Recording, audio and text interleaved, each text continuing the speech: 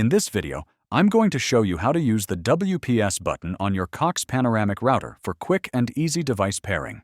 WPS, or Wi-Fi Protected Setup, lets you connect devices to your Wi-Fi without typing in the password. On the Cox Panoramic Router, the WPS button is located on the back or side of the unit, often labeled WPS, or marked with two arrows forming a circle.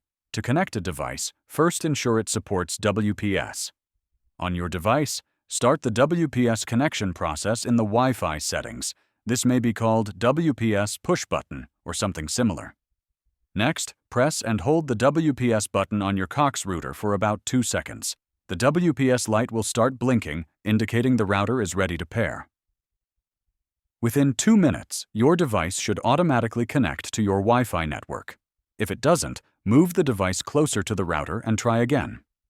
Keep in mind that while WPS is convenient, it does have security risks.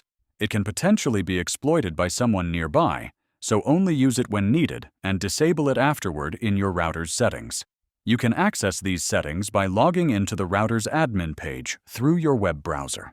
If pairing keeps failing, restart both your router and device, and make sure your device's firmware is up to date.